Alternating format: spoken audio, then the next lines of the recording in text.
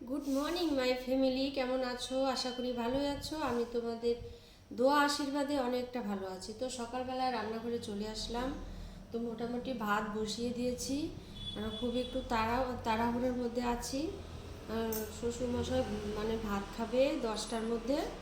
এর জন্য আর সকালবেলায় আর ভালোভাবে ভিডিও আর করিনি, একবারে ডাইরেক্ট ভাত বসিয়ে দিয়ে তোমাদের সামনে চলে আসছি।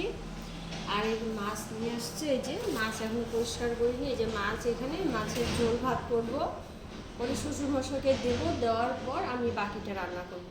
তো বাকি রান্না করব, তো ওই যে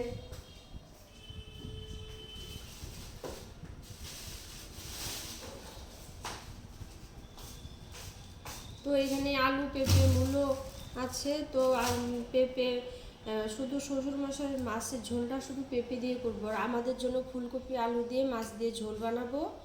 সর্ষে শাক করব, আনবে শাক, সর্ষে শাক করব, আর হচ্ছে বেগুন ভাজি করবো, আর বাঁধাকপি ঘন্ট করবো। ওই যে কালকের কতটা পড়ে আছে এখনও, ওই যে রাত্রিবেলায় রান্না করেছিলাম, এই যে কতটা এখনও আছে পড়ে, দেখতে পাচ্ছ কিনা ঠিক জানি না।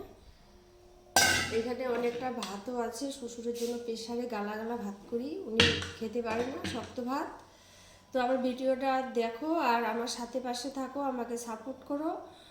আর আমাকে যারা মানে সাবস্ক্রাইবার করোনি এখনও, আমার চ্যানেলটাকে সাবস্ক্রাইবার করো প্লিজ। রাখলাম।